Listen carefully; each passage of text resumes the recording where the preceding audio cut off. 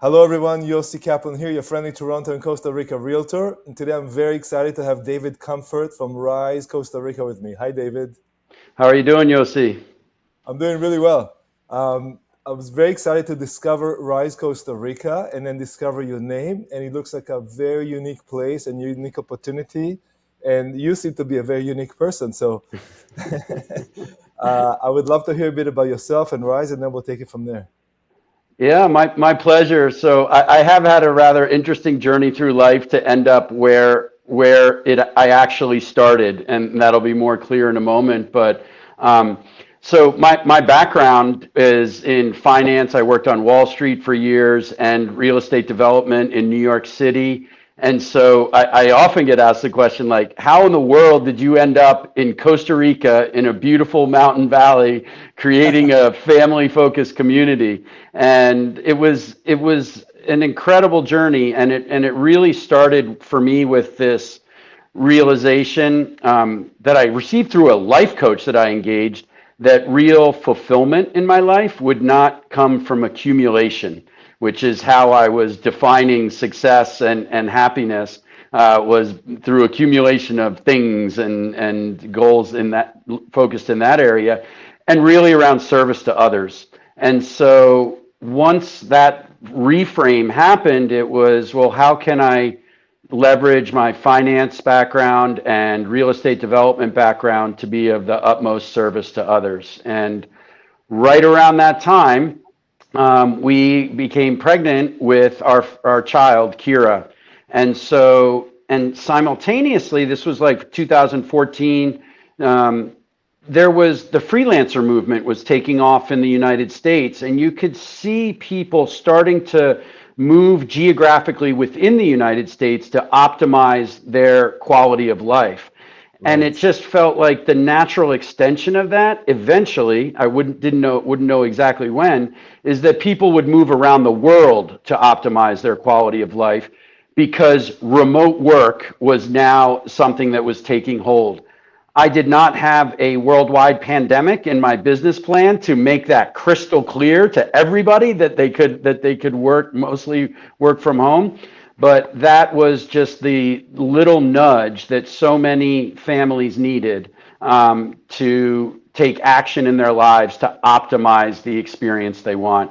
And so we are a family focused community because that is what I'm passionate about. And that's where we've placed our attention and focus here in Costa Rica. Amazing. When did you get to I mean, you must have been to Costa Rica before you purchased the land, right? So, yeah, I mean, I had a checklist of things that I wanted a country where we were going to do this project to check off. And those were accessibility to the United States, similar time zone, great climate, in terms of warm weather, abundant water, political stability, currency stability, low cost of construction, safe, secure. And so Costa Rica seemed to check off the most boxes. And I, in fact, had not been to Costa Rica before that search began. And then it became very obvious to me that Costa Rica was the destination that would fulfill all of those goals. And so then it became a question of where in Costa Rica. And initially, I was focused on the coast because just naturally, you think of Costa Rica, you think of the coast.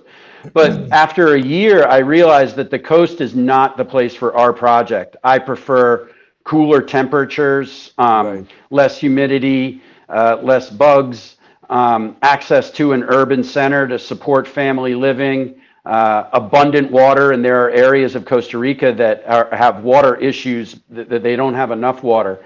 And I wanted to be near the ocean, but it wasn't a requirement to be on it. And so we're an hour Right. away in this beautiful mountain valley called Perez Zeledon.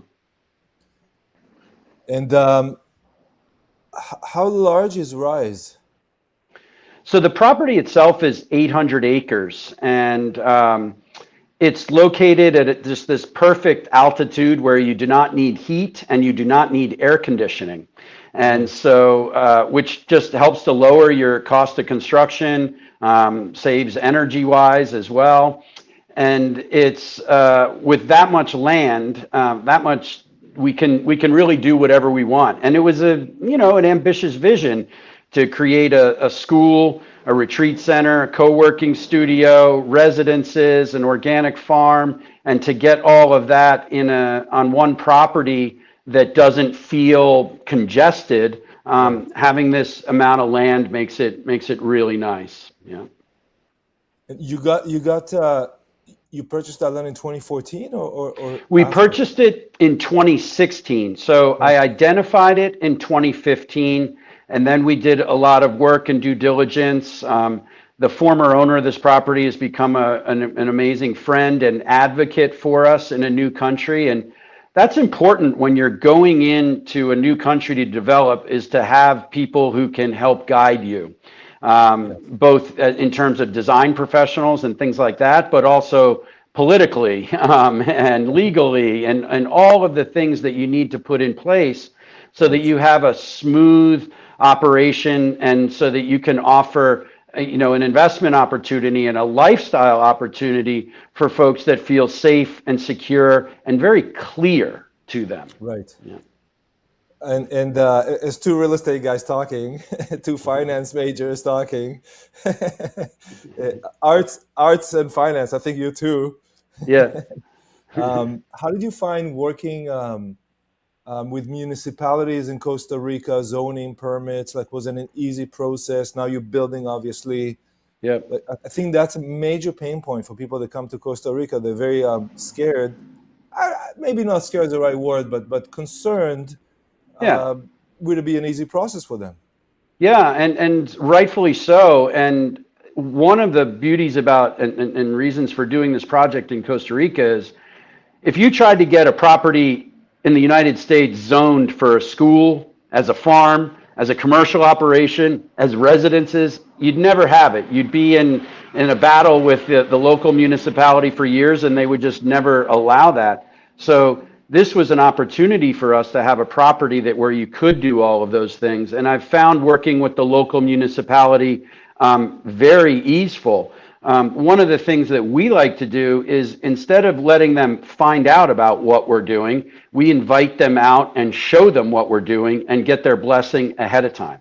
And Very good. maybe they want to, hey, could you include this or could you do that? And I find that just transparent communication, upfront communication, helps to reduce missed expectations. And I find that not only in the development, but also in our sales process. We are just very clear about what our principles and values are, who we're looking to attract, so that people don't end up at a place where they don't feel the sense of belonging that Right. we're inviting people to have. And so we thought about that and took quite a few years, to plan and put these things in place.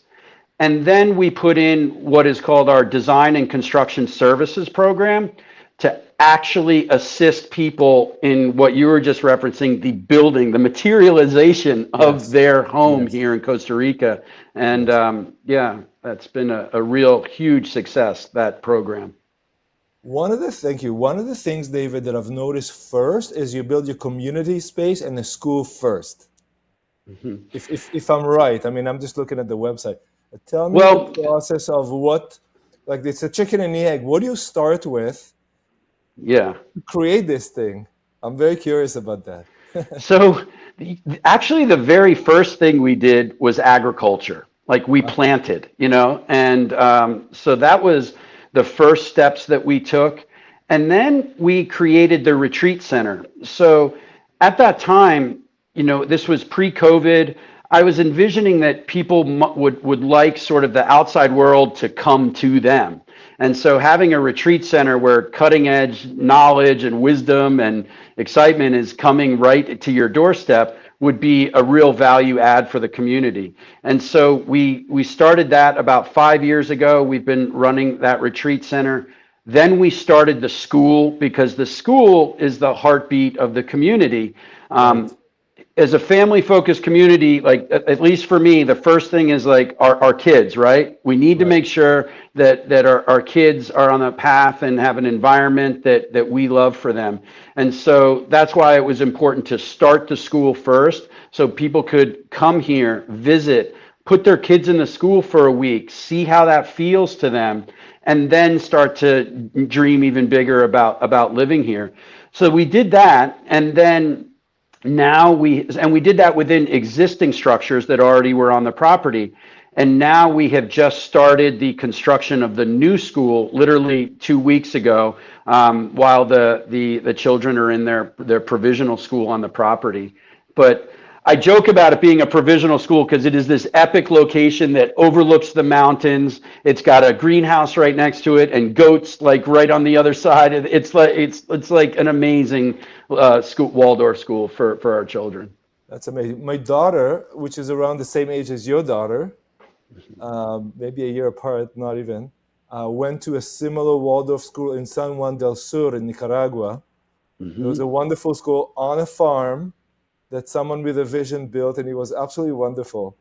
But for those who don't know, maybe a couple words of what is a Waldorf school and how it's different than like the school you and I went to. Yeah, well, actually, I went to a Waldorf school in the 1970s. So, Okay. and I went to traditional school as well. So, my father discovered Waldorf education in the 70s when he was working in real estate in New York City. And he got so inspired by it that he left his career in real estate and became a Waldorf teacher. And at that time, there were hardly any Waldorf schools in the country. And so we actually had to move from New York to like in the countryside of Pennsylvania to attend Kimberton Waldorf School because my dad was teaching there. And so that began my educational journey with Waldorf. And, at the time, you're just a kid. You don't know that it's different from anything else. But now I know how different that educational model is and how beneficial it is for young children. And what Waldorf emphasizes is really educating the whole body. So not only the intellect and the mental, but the emotional, the physical, that's on the spiritual side. And they really emphasize creative play, especially in those younger years. And so what they often talk about is we don't just teach skills, we grow capacity.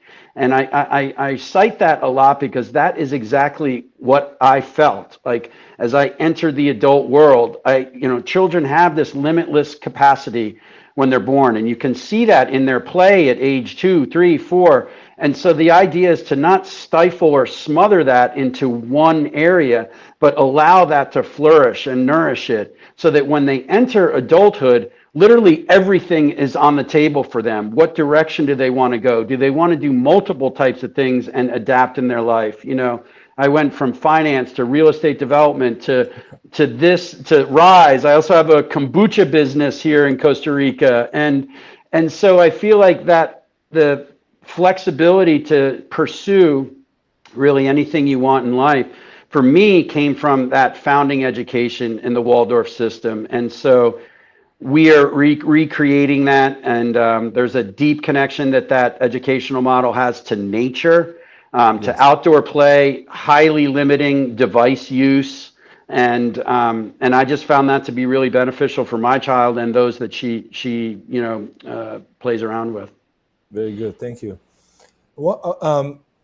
Let's take that and move towards the idea of. I want to ask you a bit about, except for the 800 acres, the size of Rise, like where do you see Rise going in terms of population, in terms of structures, just like a high level, this is the residential, commercial business, what people do there, like maybe a bit of that. So the first phase has roughly 55 lots. There is a second phase that sort of connects to it that is another 40 lots. This is the first phase here that I'm sure. That's correct. That's the first phase right there. And we're about close to half sold out. And so near there's also obviously the school is integrated into that phase one area down there, and also the commercial area. So one of the things that is exciting for me is the co-working studio. So I see that as like the school for adults, right? And so one of our core values in our community is around entrepreneurship. Like, I don't like to live in lack. I like to create an environment of prosperity and flourishing so that we can all do the things that feel good to us, in our lives.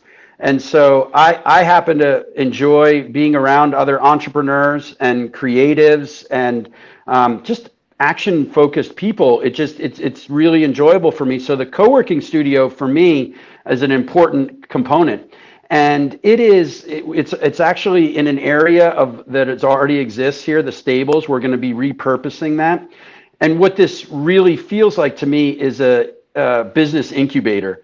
There's so much opportunity in this valley if you want to try something new and different that's even outside of what you've been doing all your life.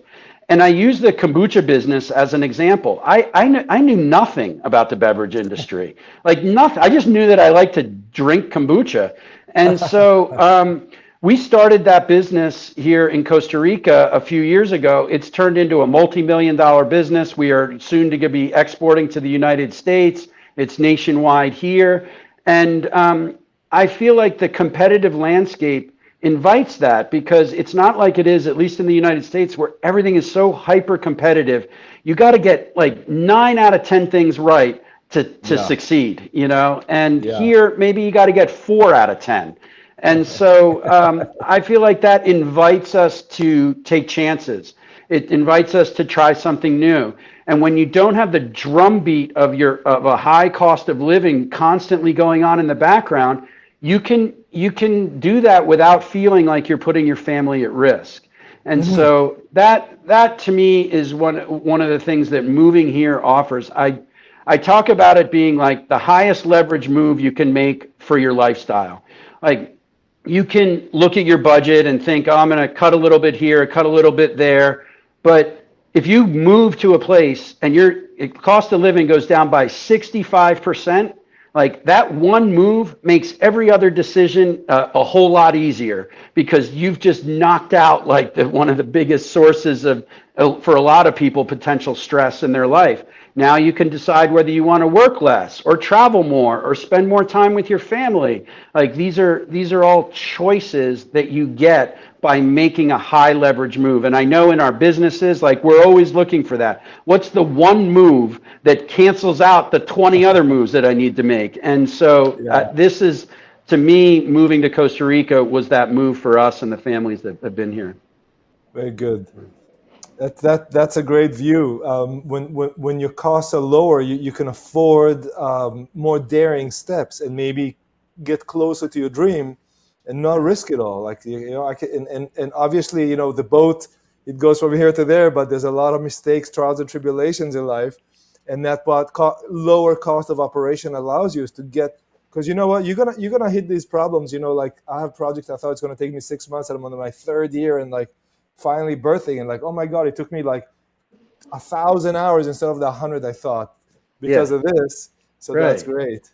But you got to enjoy this. Like that's the thing. But like if you're not, if that just feels like work and you're not enjoying it, like you'll just be on ever trying to reach these goals and versus enjoying the present. Yeah.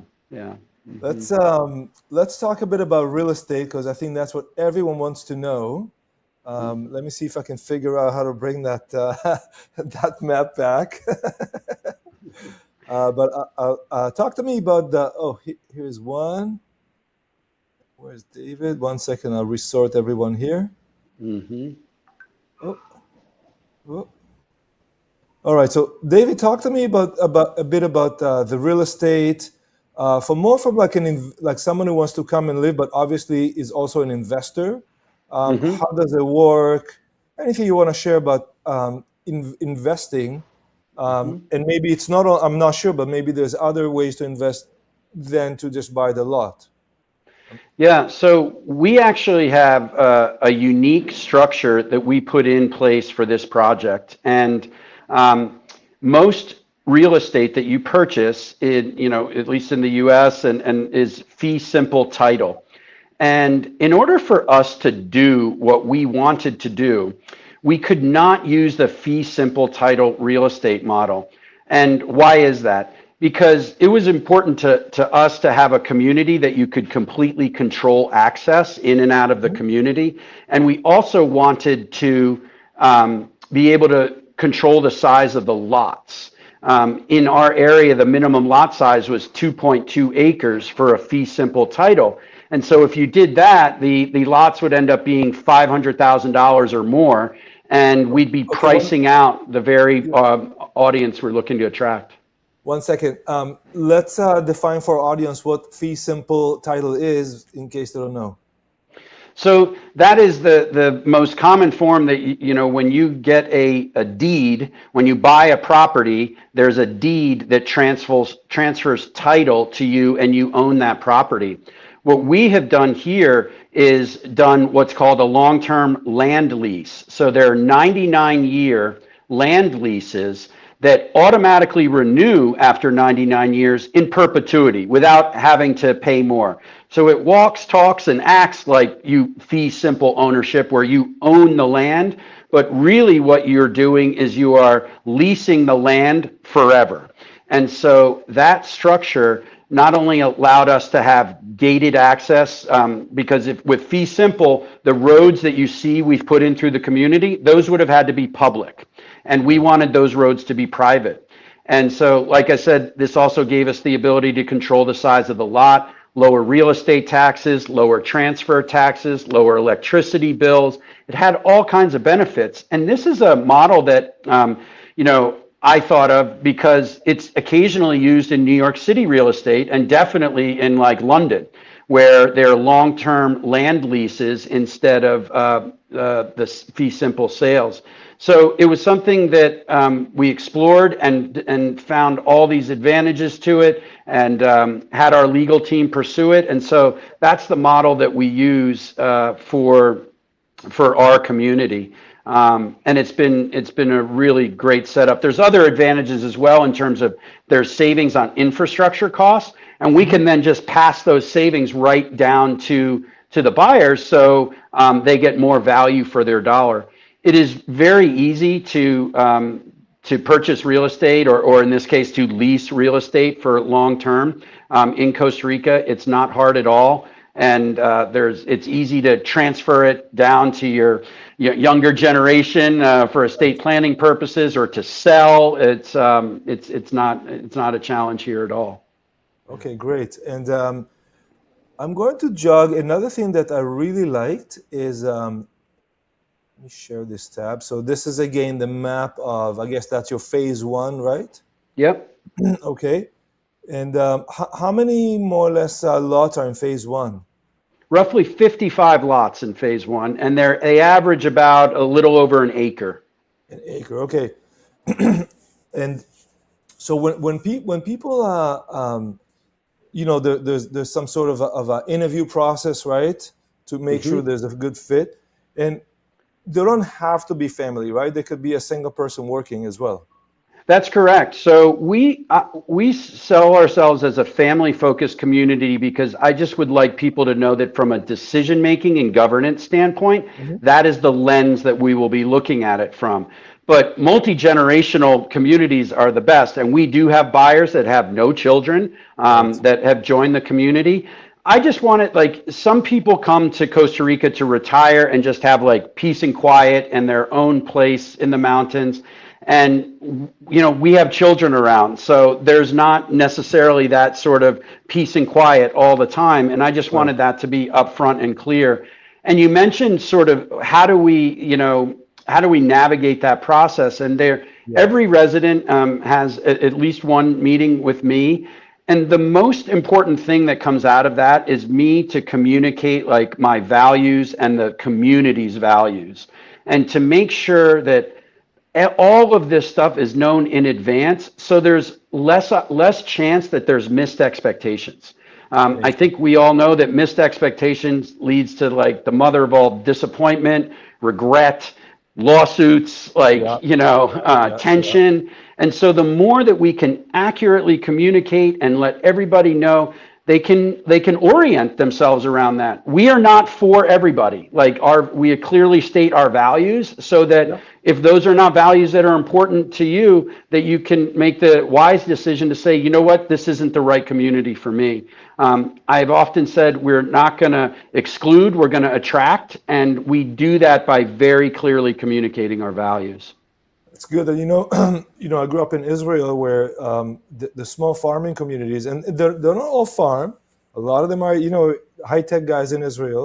A lot of them are engineers. A lot of people don't have kids now, but when they live in these communities, there's some kind of a committee, and you have to pass an interview too with the committee. And I think it's and what they do it because the land is private, they can do it, right? Because the land is private. And then what happens is they try to create a community that the social structure will work together as best as possible. So I see this, and I Mm-hmm. want to I want to bring your attention now to the designs. I really like the idea, if I understand it correctly, that you can pick a lot and you can pick a design. Is that correct? That's correct. How does it work? So this goes back to that design and construction services program. So, we're appealing to families, but even families can feel anxious about building in Costa Rica or any other foreign country. And so I asked myself, what can we do to maximally support people in this process so that they don't have to feel the anxiety or stress of that? And so what we did is we contacted four different architectural firms. And we said, we would like you to create at least 3 designs for our community. And we chose different architects with different architectural styles. And so they created these models that you can all see on the on the website there. And so one of the paths that you can take is where you choose your lot, you choose your house, and you go into what is called the RISE Standard Program. We help you in your final design decisions with the architect. So maybe you want to tweak a few things here or there. We help you get the bids or the contractors. We coordinate and oversee the construction. We have interior design packages that we share. And basically to take all of that decision making and make it much easier for people, and to give them guidance and insight that will make that process smooth, because we have families, we have obligations, we have work. Like, to manage Right. that process from afar is tough. And this was a big this was a big undertaking on our side. Like, no, as far as I know, nobody else is doing this in Costa Rica. We spent months. It may sound like this is a simple support program, but it's not. And so, putting all the resources in place to guide people. We now have 11 homes and this just started a couple months ago, that are in this process with our team, and it's going so smoothly. It's amazing. I actually have a residence call in 30 minutes, and every time I'm on that call with all our residents, I say, anyone have anything to share about like challenges or unexpected things that are happening in their process, so everyone can be aware. And so far they've just been like, it's so smooth, I can't believe it, it's been amazing. And so I really love the designs on there. And maybe somebody says, I want to do their own custom home. We have that in our program as well. So there's 3 different service levels. There's basic, where somebody does all the design and construction themselves on their own. Then our standard service, which we just talked through, and then the custom service is where we help them through every little step of the process, including finding their own architect that is not one of ours. Like, let's say they don't want to use one of our architects, they want to use somebody else. So that's how we help people in the process. That's very good. There's one other place in Costa Rica is doing this, and that's a couple of projects I'm working on. Oh, great. Great minds things alike. But I'll tell you, I'm working on some lots, selling some lots in Playa Lagarto, which is just outside Tamarindo. And Mm-hmm. I've actually put a call for proposals for architects and designers to give me sketches for houses, because when we sell the land, I know how difficult it is coming from construction background, real estate background. I got the background in finance. It's mind-boggling, even for someone like me who's been in it for 20 plus years. So the idea is to get some designs, and then someone can say, okay, I just want to buy a package deal. Right. And they can Package deal. visualize it. David, They can see here's it. 300 or 400 or $500,000. What can I get for this? I just want to show up. Give me the keys. Is that possible? More or less to do. Yeah, so let's talk about, a lot of people ask about construction costs. And one of the reasons Right. that I mentioned earlier that we chose this area was there's a concrete facility 20 minutes away from our property here. That's Uh-huh. huge because Right. part of the reason that the cost of construction is so much on the coast is getting all the materials out there. But when Right. you're relatively near an urban center, even though when you're here, you'd have no idea that you're that close to an urban center. Like Right. you can build for a lower cost per square foot. So right now we're guiding people to like $100 to $110 per square foot. Yeah. But we've had a house come in at $90 per square foot. There's almost a 3,000 square foot house for $250,000. So, depending on your With the design dealer's fee. choices and finishes, you can do that. Right. And we should say the currency is US dollar that we mentioned. That's like I'm quoting it in US dollars. Obviously, the currency here is colones. And ironically, like the colon has gotten super strong versus the dollar over the last year, which it's great for Local. the local population here. It's not as good for hospitality because they get paid in U.S. dollars and and they have to pay expenses in colones. But yeah, that's still, those prices still hold up in this exchange rate environment. David, thank you, David. When when somebody's buy a house, I know from my perspective and the people I work with, when they look for land, they look for houses. As Yossi, find me a house in Costa Rica, find me land in Costa Rica. Most of them just want a complete hands-off solution. They just don't have the time or the knowledge or the Spanish or the legal. It's just too much. When you say, and I'm just asking questions that I was asked and pass them to you. Yep. Um, when you say it's say you say $110, $120 a foot, does that include the trimming? Does that include the appliances? Does that include the windows? Does it include like complete finished house, maybe without the furniture?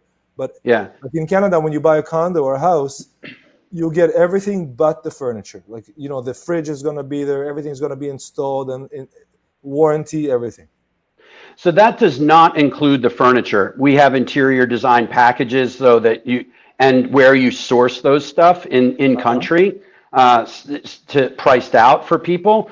But that's really the hard construction. It does include the windows and doors. Like it doesn't include appliances, Does not.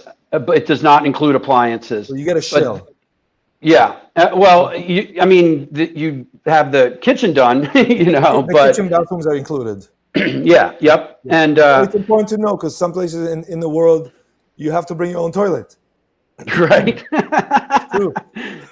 No, you don't have to do that here. And there's a place called Golfito that's about 3 hours south of where we are. That's a tax-free zone. So you can go down there and you can buy KitchenAid or GE Profile or LG or Samsung. Like you can get good appliances here if you want. And another, if you have or want really high-end stuff, you could import them yourselves if you'd like. Sure. So give me an idea. Here's a gorgeous house. It's called the Colibri. It's Mm-hmm. 225 square meter, about 2,400 square feet. Mm-hmm. What are we looking? It's a gorgeous house. It's very California-like, actually. Mm-hmm. There are a lot of nice So touches of modern and Bauhaus. But tell me in terms of numbers, what can someone expect to pay for land and house like this, and how long would it take to deliver? So our lots range in price from roughly $130,000 to around $220,000. That depends on size. That depends on topography, view, that kind of thing. And then, so for this house, you would expect to have that for under $300,000, completely done. And With the so land?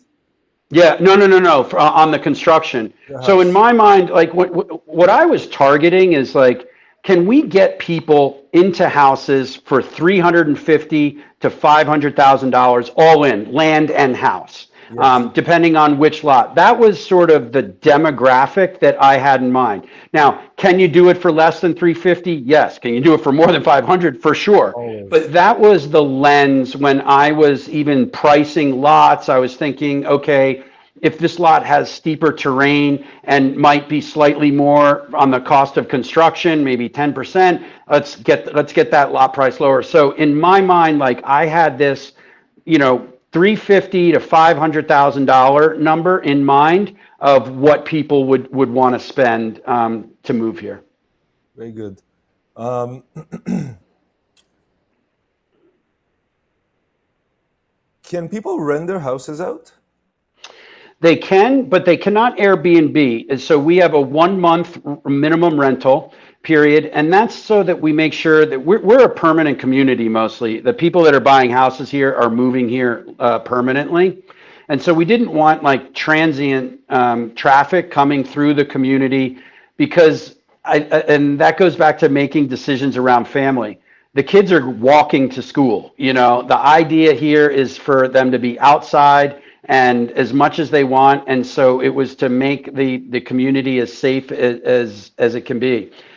We are in an amazingly safe location, one in Costa Rica, and then two even within Costa Rica. There's some petty theft that goes on the coast, and I've had my iPad and iPhone returned to me, my iPhone twice when it fell on the street, and I mean that's like a couple months' salary for some people that live here, and so it's a really safe area to be in, and so that's why we wanted a community that is open to people of different financial profiles, meaning maybe they can't afford to buy, but they'd love to rent. And so we'd love the long-term renters as part of the community, but having a week here or 2 days there, something like that, is not as ideal. Very good, David. My next call is here. Came a little Okay. early, All so right. we'll wrap it up with this. Thank you so much. You really, I love the design. I have so many more questions, but for now, I think you really piqued my interest and my appetite. Awesome. So I want to thank you very much for your time today and for your dedication. And I think it's an unbelievable. This is the future of living for humans. I really do believe that. I believe that So as well. And I wish thank you you so all, much. I wish you all the best. And I have a feeling we'll be speaking again. Fantastic, Yossi. Have a wonderful day. Take Thank you very care. much. Have a great day. Bye-bye.